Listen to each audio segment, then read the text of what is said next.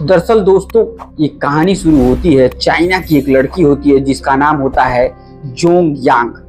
और जोंग यांग देखने में इतनी खूबसूरत और इतनी हसीन होती है कि उसे जो कोई भी शख्स देखता एक बार उसके लिए मोहित जरूर हो जाता।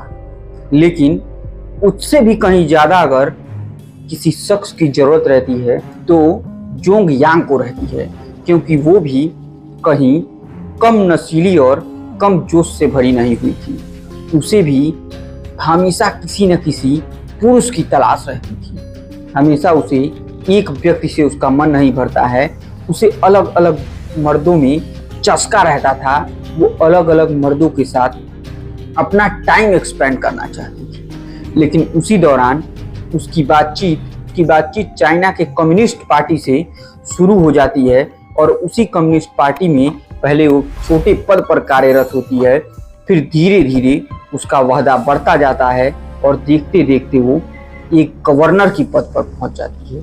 लेकिन उसकी दो आदतें जो नहीं जा रही थी वो एक ही थी कि उसे अलग अलग मर्दों में बहुत ज़्यादा इंटरेस्ट होने लगा था। इसी दरमियान जोंग यांग की मुलाकात एक व्यक्ति होती है जिसका नाम सेन वार्न होता है। सेवांग देखने सुनने में बेहद खूबसूरत और हसीन होता है और वो जोंग यांग के पीछे हमेशा पड़ा रहता था।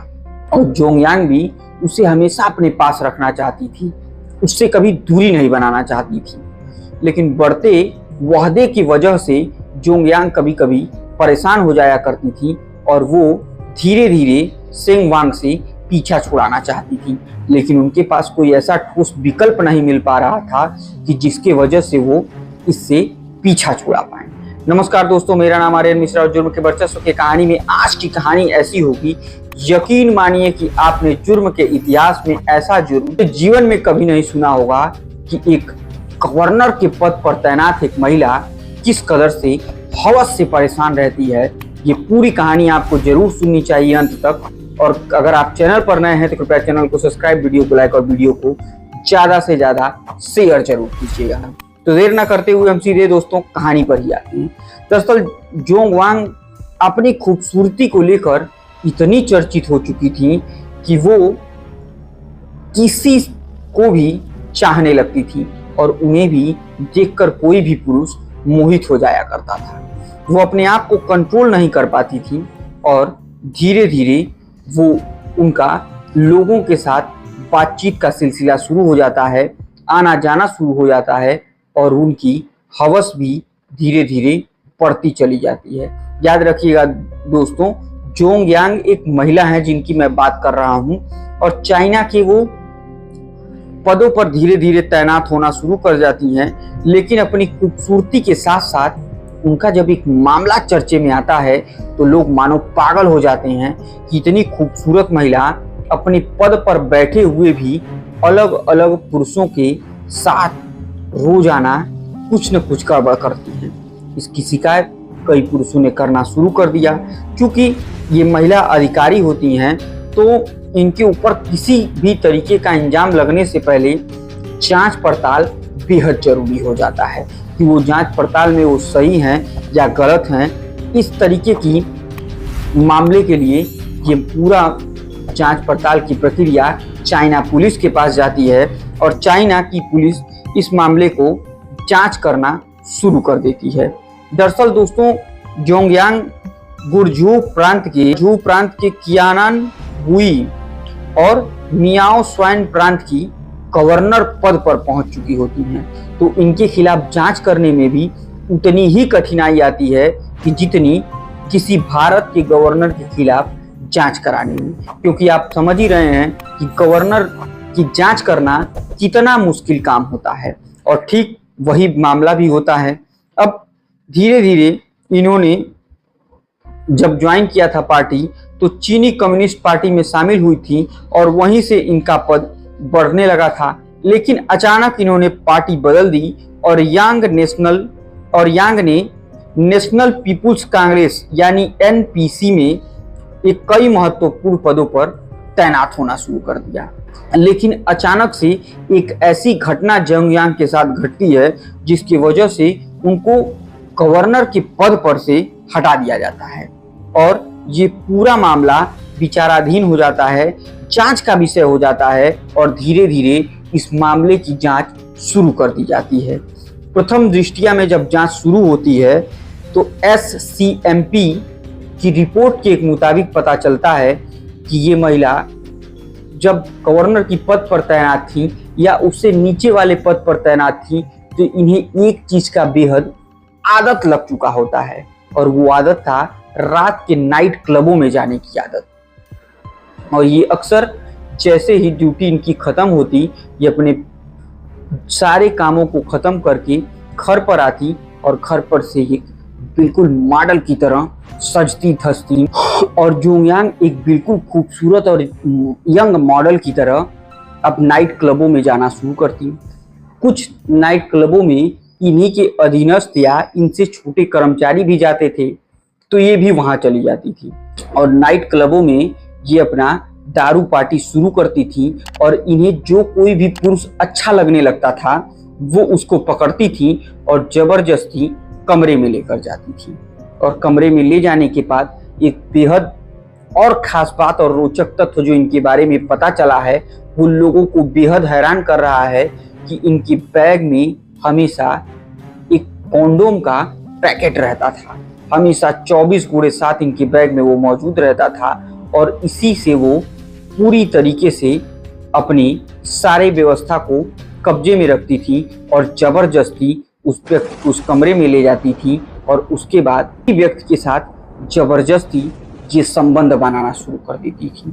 चाहे वो व्यक्ति की मर्जी हो या ना हो इससे जोंग यांग को कोई फर्क नहीं पड़ता था।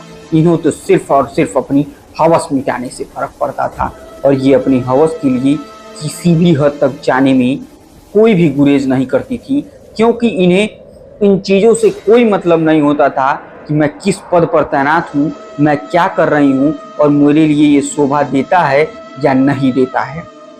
इन्हें इन सब चीज़ों से कोई लेना देना नहीं रहता है और ये उस जुर्म की हर एक पराकाष्ठा को पार करना शुरू करती हैं और आज एक अलग मर्द के साथ, कल एक अलग मर्द के साथ, परसों एक अलग मर्द के साथ, इस तरीके से धीरे धीरे एक एक कर इन्होंने तकरीबन 10 से 12 साल में, जो रिपोर्ट के मुताबिक बता रहा हूं मैं आपको, वो तो इनके 58 प्रेमियों को बयां करता है कि इनके अभी तक 58 प्रेमी थे।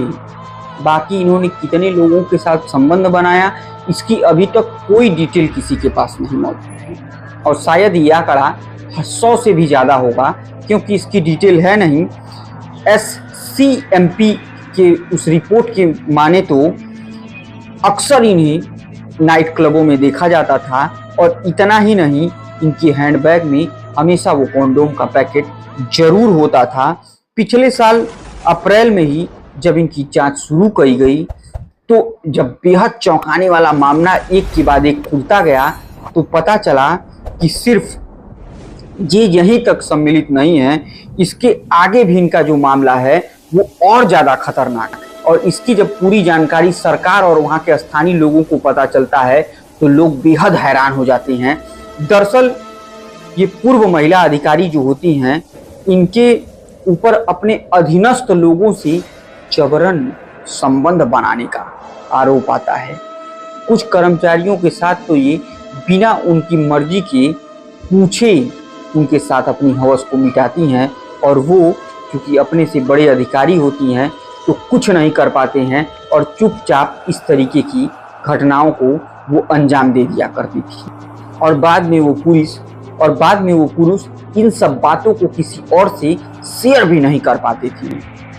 और इस महिला को लेकर अब और एक बड़ा जो खुलासा हुआ है उसे सुनने के बाद तो बहुत सारे लोगों के होश उड़ चुके हैं क्योंकि हाल में ही जोंग यांग को लेकर एक रिपोर्ट आई है जिसके अनुसार उन्होंने 58 अधीनस्थ कर्मचारी और के साथ यौन संबंध, दुर्व्यवहार और अन्य तरीके की विभत्स घटनाओं को अंजाम दिया और लगभग 60 मिलियन युआन यानी भारतीय रुपयों की बात करें और 71 करोड़ रुपए तक का इन्होंने घूस का एक बहुत बड़ा रकम लिया। और तो और दोस्तों, जब ये जांच में पूरी तरीके से गलत साबित हो जाती हैं तो इनको जो सजा मिलती है वो जानकर भी आप बेहद हैरान हो जाएंगे। वो सजा ये होती है कि इन्हें लगभग 13 साल तक अब से जेल में रहना पड़ेगा। इस समय इनकी उम्र 52 साल है और इनके ऊपर भारतीय रुपयों के अनुसार 1 करोड़ रुपए का जुर्माना लगाया जाता है। तो दोस्तों, इस तरीके की इस महिला की पूरी कहानी थी, जो चाइना के एक प्रांत की गवर्नर रहती हैं और हवस का उन्हें किस कदर चस्का रहता है, ये पूरी कहानी आपने सुनी। तो ये थी हमारी आज के जुर्म के वर्चस्व की कहानी, और मैं उम्मीद करता हूँ ये कहानी आपको बहुत पसंद आई होगी। कि पसंद आई तो कृपया चैनल को सब्सक्राइब, वीडियो को लाइक और वीडियो को ज़्यादा से ज़्यादा शेयर जरूर कीजिएगा। और तब तक के लिए मुझे दीजिए इजाज़त। जय हिंद, जय भारत।